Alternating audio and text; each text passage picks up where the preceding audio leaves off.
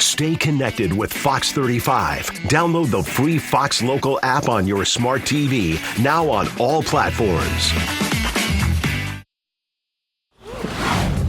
Welcome back. There's so much more headed our way this morning. Let's check in with Danielle. She's got a preview of the 8 o'clock hour. Dee? Hey, good morning to you, Ames. This morning at 8 o'clock, we are continuing coverage of Hurricane Milton. This storm expected to impact Florida on both ends of our state. We'll have team coverage looking at preparations this morning. Plus, the suitcase murder trial begins today. We are live from outside the Orange County Courthouse looking ahead to jury selection.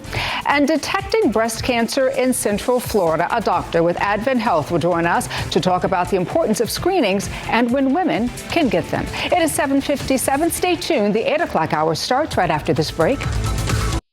Good Day Orlando starts now. Tracking the tropics. Right now at 8 o'clock, Florida is preparing for another hurricane. Less than 2 weeks after Helene, Hurricane Milton is now taking aim at Florida. The storm has just been upgraded to a Category 3 hurricane. And Good Day Orlando has live team coverage for you this morning. We do have David Martin, who is live for us this morning from Brevard County, where neighbors brace for flooding. Amanda is with people who are stocking up on supplies. And of course, Brooks and Jess are monitoring every step of this storm's track. Good morning to you, Central Florida. It certainly is good to see you, as always, on this very busy Monday and week of news ahead. I'm Danielle Knox. And I'm Amy Kaufeld. Let's get right over to Fox 35 Storm Team meteorologist Brooks Garner, who has been carefully tracking the storm through the weekend, Brooks. Yeah, and we got our intermediate 8 a.m. advisory. It's now got winds up to 125 miles per hour. Just for perspective, though, this is out in the open Gulf of Mexico, about 800 miles southwest of our region. And as it approaches, it's going to get stronger out here in the Gulf as it encounters very hot water. But as it ultimately makes a landfall, it looks like Wednesday night, it's going to lose its intensity and likely become either a strong Cat 2 or a minimal Cat 3 as it makes a landfall somewhere on the Gulf Coast from either Horseshoe Beach and Cedar Key all the way maybe to Naples. So the track is not set in stone. This is just the geographical center line, this white line, and that does take it through the Tampa Bay region and into Orlando. And the most likely scenario, at least what we're tracking this morning, the trends is that it'll come into maybe Manatee County and then work just south of Orlando, exiting the Space Coast Wednesday night into Thursday morning, bringing with it wind gusts between 80 miles an hour, maybe 100 miles an hour. Important to note, too, when it says winds of 85, that means that that's just above the surface. I mean, realistically, you're going to have winds of like 50 or 60 miles per hour and maybe gusts to 80, right? But it'll be enough to knock power out in Orlando and also lead to widespread flooding. I think flooding is going to be one of the major impacts from this, unfortunately, for Orlando, especially north of the circulation. South of the circulation, there's going to be comparatively very little rain. As it moves out into the open Atlantic, by the way, this weekend, it loses its tropical characteristics. So as it's moving through Florida, it's actually going to start that transition to a nor'easter, essentially. But that's going to send in a lot of wind here to Volusia, Flagler, and Brevard counties. Spaghetti models this morning, Bradenton, Tampa to Orlando. Looks to be the best bet. But listen, there are two things that we've got to figure out that we're not going to know until it's on us. And that is the exact point of landfall and the exact timing. If it landfalls north of Tampa, they're going to catch a lot of storm surge. If it landfalls south of Tampa, which seems most likely at this point, they'll escape the storm surge. As far as Orlando is concerned, though, our major impact, which could be an impact depending on where you live in this region, through the weekend is going to be the loss of power. There's a likelihood of a widespread power outage from Claremont to Orlando to Wedgefield to New Smyrna to Daytona. Wednesday night, Thursday, probably extending into the day Friday. 70 to 90 mile per hour winds, flooding rains, and 6 to 15 inches of rain, with the power outage chances going down as you go farther away from the core of this thing. But there's hurricane watches in effect from Levy County all the way south to South Florida, including Polk and Sumter counties. It's possible, or likely I should say, that these hurricane watches will be extended to include Orlando later on today. That means hurricane conditions are likely and expected inside of the next 24 to 48 hours. And at that point, they'll be upgraded to warnings. Storm surge warnings also up and down the coastline, indicating just how strong this will be. I just want to show you this real quick. When the winds arrive, red is tropical storm force winds arriving Wednesday evening. The brown is hurricane force winds arriving Wednesday Wednesday night and then moving through Orlando. It looks like this may come in a little bit later, but as I mentioned, the timing is fluid at this point. But it looks like Wednesday night into Thursday will be the biggest impact from this thing, and Orlando is set to catch some hurricane force winds. All right, let's take a look at our Skyfox traffic. Jessica, folks heading into work, we got 2 days before this comes our way. Right, and we're seeing pretty wet go things this morning. We're certainly seeing some rain out there, and it is causing some issues on the roadways, unfortunately. So plan on giving yourself some extra time as you reach your or try to make it to your destinations this morning. So we have a serious crash. This will be on I-95 in the southbound direction. This is going to be near West Granada Boulevard, that ramp there. And you can see traffic is backed up. It's going to be close to Ormond Beach. So in that specific spot, you're going to run into some delays. Here's a live look at our Lake Mary Tower cam where we can see I-4 in the westbound direction. So that's going to mean heading into downtown Orlando. You guys are seeing some delays in that spot. If you're heading, though, from Champions Gate to downtown, you're looking at around a 51-minute commute versus our usual 23-minute drive. I would give yourself at least an hour. Did look like we have an accident bubble there. I tried to find it, but it looks like it might have been cleared out by this point, close to the I-4 area. But otherwise, just give yourself plenty of time. Certainly a good amount of rain out there. It is 8:05. I will send back over to you, Amy and Danielle, at the desk. Jess, we appreciate it. Brooks as well. Thank you. Right now, we can tell you that flooding is a growing threat for some homeowners along our Space Coast. Officials say there's a chance that Brevard's barrier islands are going to have to evacuate. David Martin is there this morning. He's been speaking to some of the folks who are making those preparations. Good morning, David. Good morning, Amy. We are at Cocoa Beach here at the Beachside Hotel and Suites on A1A. I'm joined by the general manager of the property, Ed Cordum. Ed, good morning once again. Good morning, Dave. Good luck, my friend. All right. Thank you. Yes. Amy, back to you.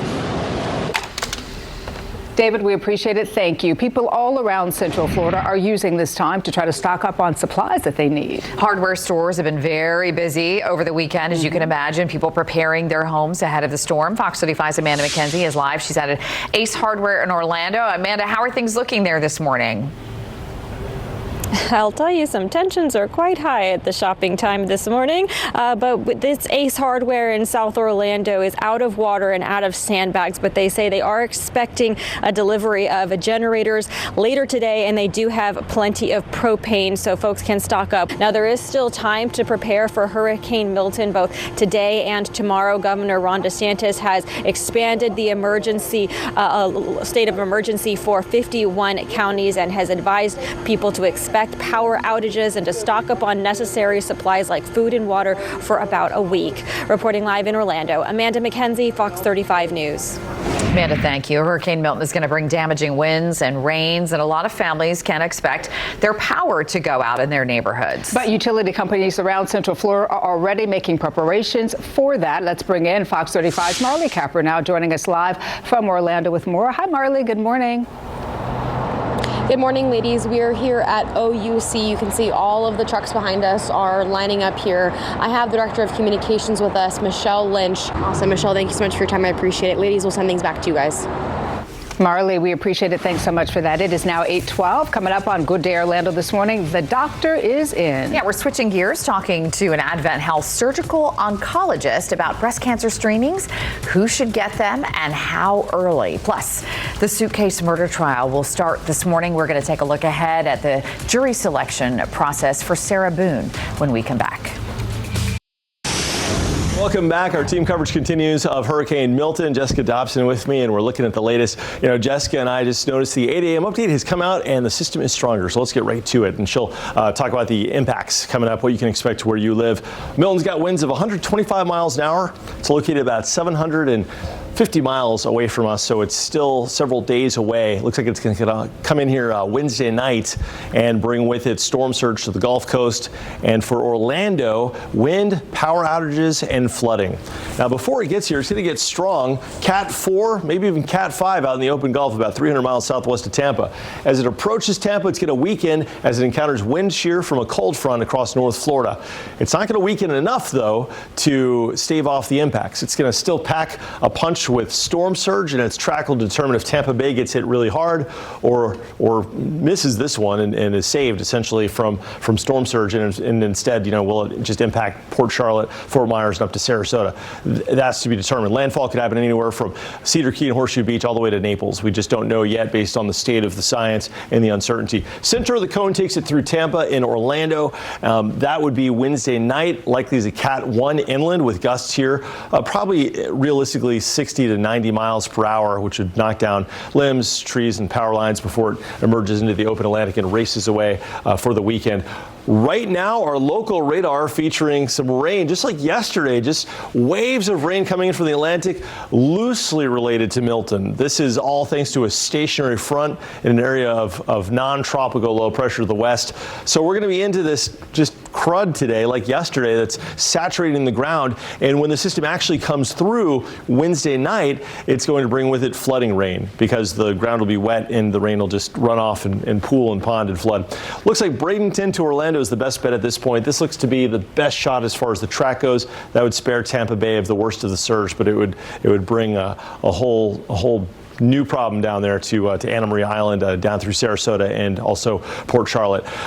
Big impacts here in Orlando expected to be the power outages, which will begin Wednesday night, continue into Thursday, and maybe on into the weekend, depending on where you live and how bad it is. Winds of 70 to 90 miles an hour, 6 to 15 inches of rain. So as you get north into Ocala, they're likely, but not as widespread. In Gainesville, will be more scattered in nature. All right, let's talk about the hurricane watches in orange. These will be extended across the whole region, meaning hurricane conditions are possible, but right now it's for Sumter and Polk counties, points west of Tampa Bay. We've got these extensive storm surge watches up and down the Gulf Coast, and just breadth of the storm surge potential. Timing of it, the red is the tropical storm force winds arriving Wednesday evening, and brown is hurricane force winds arriving Wednesday night and departing Thursday morning. So based on the latest track and intensity, it may be delayed a little bit, but I want to give you an idea of when this comes in, the future radar using this is the European model.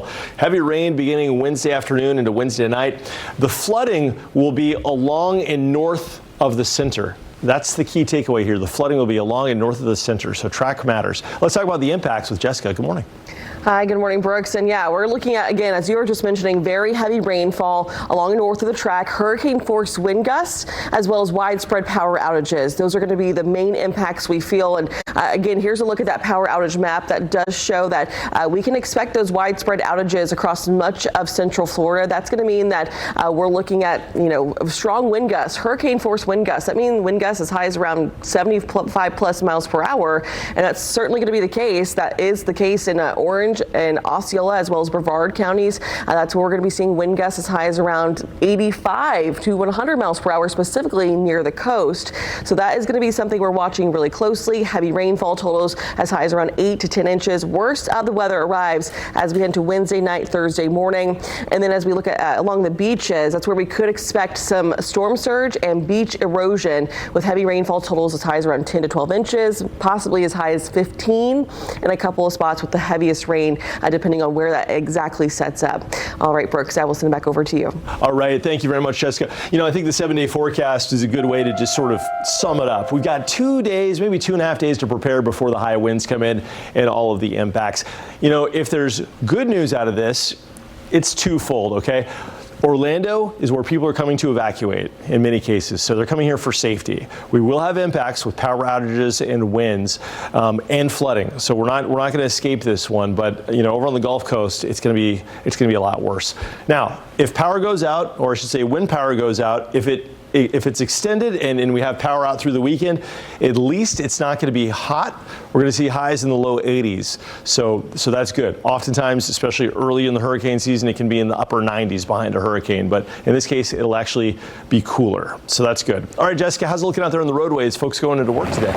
Yeah, so this is a live view of I-95. This was a spot we were watching a little while ago because there was a crash, and it looks like the crash has cleared out. So that's some good news. And this was on I-95 heading in the southbound direction. So we still do have some slowdown, some stopping and brake tapping in that spot, but the crash has been cleared. So that's some good news. A live view of our Lake Mary Tower cam does show that we have a little bit in the way of what looks like some fog, some mist from the rain that is continuing to fall, and that is going to help to create some delays and in the way of the wet roadway roadways we are still dealing with. So a couple of your drive times, you're in the red if you're heading from the attractions to downtown at around 25 minutes, around 46 minutes, so from Champions Gate to downtown. It is 8:21. Allison, over to you, Amy.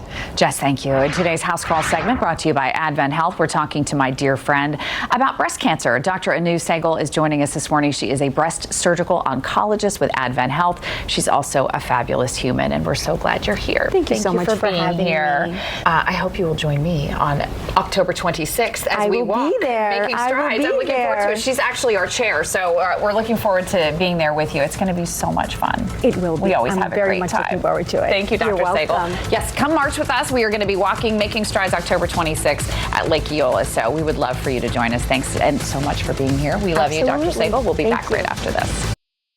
And welcome back. It is 8:27. The Sarah Boone trial is supposed to start this morning. She is charged with second-degree murder in the death of her boyfriend, George Torres. Prosecutor him into a and then left him to die. Now, she claims they were playing a drunken game of hide and seek, and she fell asleep. Fox 35's Stephanie Buff-Monty is live at the Orange County Courthouse this morning with a look at the start of this trial. Good morning, Stephanie. Good morning to you both. So there has been delay for this trial. This alleged murder happened in 2020. Sarah Boone has had 9 different attorneys. Her last one she got by using a help wanted sign that she made inside her jail cell. Now today we're working to find out if this hurricane could delay it even further. Now we're going to go inside the courtroom and we will bring you updates throughout the day. And you can also watch along on the Fox 35 News app. Reporting live in Orlando, Stephanie Buff-Monty, Fox 35 News. Stephanie, thank you. We, of course, will stream the suitcase murder trial from gavel to gavel. You can watch it on our website, fox35orlando.com/live. And we will be there every morning from opening statements to the verdict. Of course, a lot of that could change depending on Hurricane Milton. So we will, of course, keep you posted on what the judge decides. We'll be back right after this. Good Day Orlando is brought to you by Morgan & Morgan, America's largest injury law firm. Good Day Orlando starts now. Tracking the tropics. And Florida preparing for another major storm. Milton is now a Cat 3 hurricane. This morning, we're going to show you the latest track and its potential impact on Central Florida as families are getting ready. Thanks so much for being here on a busy Monday morning. It is now 8:32. I'm Amy Kaufeld. Hi, everybody. It is good to see you this morning. I'm Danielle Knox. Thank you so much for being with us as we get ready to face Milton. And we start with Fox 35 Storm Team meteorologist Brooks Garner with the very latest. Brooks, good morning. Good morning. Milton this morning has winds of 125 miles per hour, and it will strengthen as it encounters some of the warmest waters the Gulf of Mexico can dish over the next 24 to 36 hours. From there, as it makes its way toward Florida, toward our west central Gulf Coast, anywhere from Cedar Key to Tampa Bay to Naples, Marco Island, it'll actually weaken because it's going to encounter wind shear in the upper atmosphere, sort of tearing it apart, a big cold front coming down. But in doing so, it'll actually spout all that wind. Being a really powerful wind right in the center, it's going to be a really strong wind extended out by a couple hundred miles. So we're all going to get wind, and that's going to lead to widespread power outages. We could see hurricane force wind gusts overnight Wednesday into Thursday. The landfall looks most likely Wednesday evening and Wednesday night, maybe near Tampa, but the track is still uncertain. There's a lot of real estate here to cover, and as we get closer, we'll know more. But this will be a high stakes forecast because if it goes north of Tampa, this could be a real storm surge event for Tampa. But if it goes south, they may get kind of the opposite, where it empties out the bay. That said, where we're oriented, likely to come up from the south, and that would place us on the north side of the circulation. That would place us in the tornado zone initially, but then the heavy rain zone. Now, speaking of rain, we're catching rain right now. We've got a non-tropical low to our west that's pulling in moisture from the Atlantic. So we've got clouds and rain and cooler weather today. Like yesterday, the rain is going to keep the ground wet. It'll keep the ground saturated. So when the heavy rain from Milton arrives, all the rain we're getting right now, here's that live view from Lake Fairview. Well, that's going to result in all of the Milton rain flooding. It's not going to be able to really get absorbed into the ground because the ground is already wet. And so that's going to be a real problem for us. Look at that temp, 71 degrees. Yeah, we're going to have a lot of flooding out of this thing.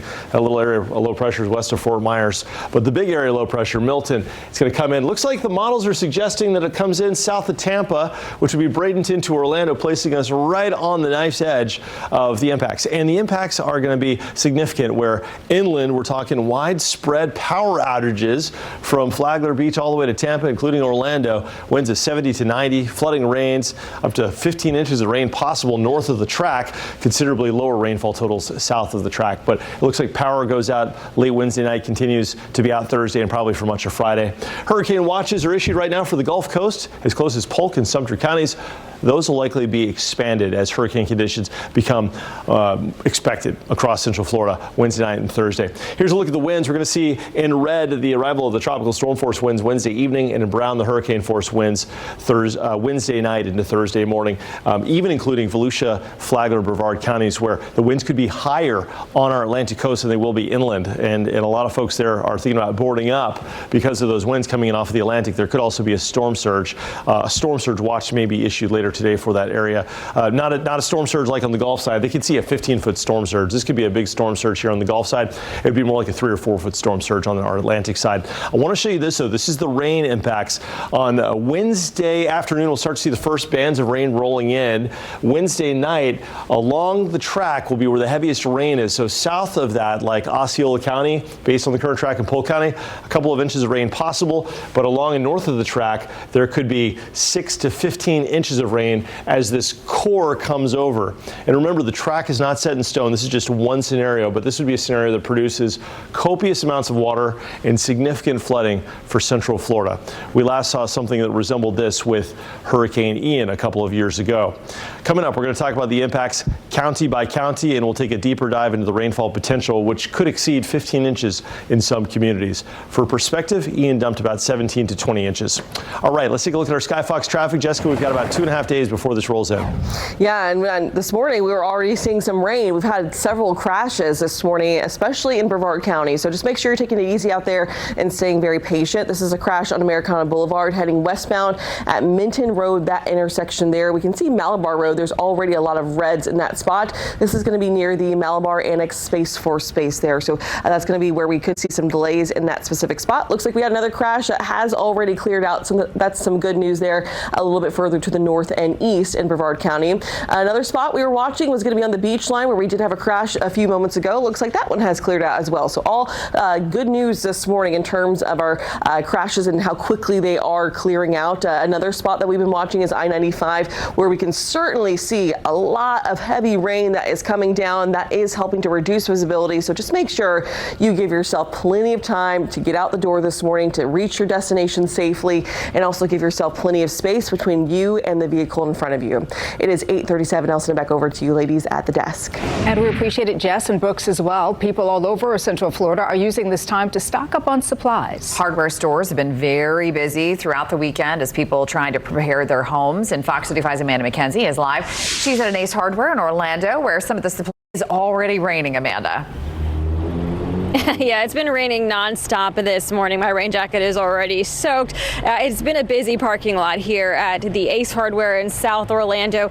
They say that they are out of water and sandbags, but they still have plenty of other essential supplies like the propane here that folks can fill up on if they have a need for that, as well as batteries and other things that you would find at the hardware store. Now, there is still time to prepare for this storm. Governor Ron DeSantis has expanded the state of emergency to 51 counties, and he is saying that folks should be prepared for massive power outages. So he says folks should stock up on essential items, food and water to last for about a week. And again, here at the Ace Hardware in South Orlando, they say they are getting another shipment of generators sometime this afternoon. Reporting live in Orlando, Amanda McKenzie, Fox 35 News.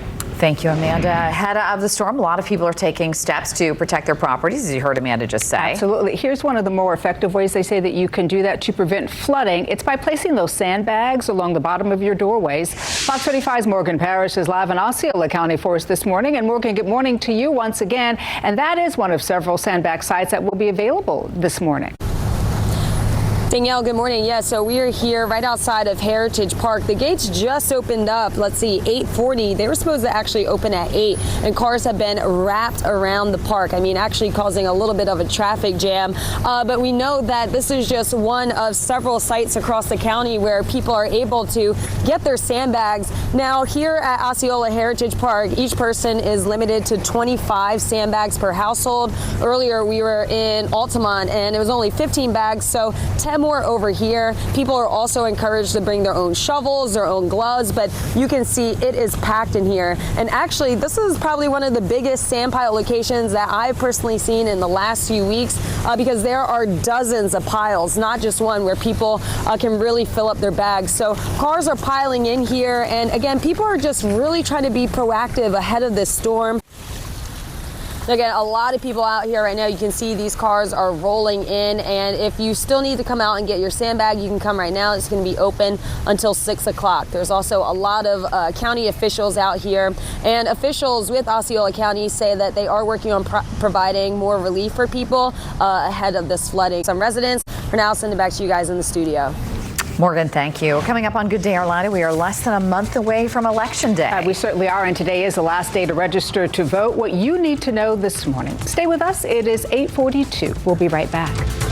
It is 8:46. Welcome back. We're keeping a very close eye on Hurricane Milton all day, all week. We've got both Jessica here with us, and they've just been working so hard this morning. Our viewers are very grateful for our Fox 35 storm team. They are amazing. Well, we've had viewers that have been submitting questions all morning long, really throughout the weekend too, about Milton. And here are just a few of those questions. We're going to start with Chanel. She said, is Milton going to hit Port St. Lucie? My mom there, which, everybody kind of wants that personal forecast for what about my town, right? What do you guys think about that? Well, I think in short, yes and no. It's a really big wind field. She'll probably get some wind, maybe the power flickers, but she'll be probably too far south for the heaviest rain, which is going to be one of the biggest threats to central Florida will be the flooding rain. All right, so that was good for her and her mom as well. Thank you, Chanel, for posting that question. And if we have more questions, of course, we'd love to hear from you. Our viewers, just go ahead and send them to us. We will put them here and get. The roads have actually been a little dicey today. Oh my gosh, yeah. It's been pretty rainy out there this morning, and it's been reduced. It's kind of misty. And you have the kickback from people driving in front of you, so that's helped to reduce visibility. So just be patient and give yourself lots of time to get to wherever you need to be. Try not to rush either, because that never helps on a morning, because then that's how accidents and crashes can happen. So just be careful. Absolutely. Good advice. And as these days go on, we're going to get even more rain, so even more imperative to be careful out there on the roadways. Yeah, and the rain happening right now is not directly related to Milton, although there's a stationary front draped across our region, which is kind of channeling some of that tropical moisture. Milton itself is over 750 miles away. The rain we're getting right now is not directly related to Milton. But as of 8 a.m., it's got winds of 125 miles per hour. It's a major hurricane, and it's expected to get even stronger. It could reach Cat 4, maybe even Cat 5 status. But here's the thing, as it approaches Tampa, it's going to weaken. It's going to encounter wind shear in the upper levels of the atmosphere from an approaching cold front. And what that will do is take away the intensity, but it won't take away the impact of the wind. In fact, instead of a really tight core of wind near the center, as it weakens, the wind is going to spread apart and create a very large wind field. So we're all going to see the wind and the power outage threats from the wind. And in Orlando, as this pushes through our region Wednesday night into early Thursday morning, according to the latest track from the National Hurricane Center, a Cat 1 hurricane may be near Orlando at 2 a.m. on Thursday. We could see wind gusts in reality on the ground, 85, 90 miles an hour, easily enough to knock out power for a lot of communities. And along the north of the track, it'll be extremely heavy rain with a high risk for flooding, a much lower risk of flooding south of the track. But keep in mind, it could make landfall all the way north around Horseshoe Beach, Cedar Key, or all the way south to Naples, Marco Island. If it was to do that, if you were asking about her mom in Port St. Lucie, the impacts would be a lot higher. But it looks like best guess right now is going to be maybe Bradenton to Orlando for the track, which would spare Tampa Bay from the worst of the storm surge. But that's just speculation, and time will tell. We just don't know yet. It's still 2.5 days away. The rain we're getting right now is coming in from the Atlantic, and there's plenty of it. It is just going to be an icky morning, but Wednesday evening, and that's in red, and hurricane force winds in brown arriving Wednesday night, before pushing toward the northeast. And based on this track, and this looks at this point to be the best track, we'd see rain impacts here directly from Milton beginning Wednesday afternoon, but it's this inner core right here that'll arrive Wednesday night, right here, that'll start to bring the flooding rain between midnight and 4 a.m.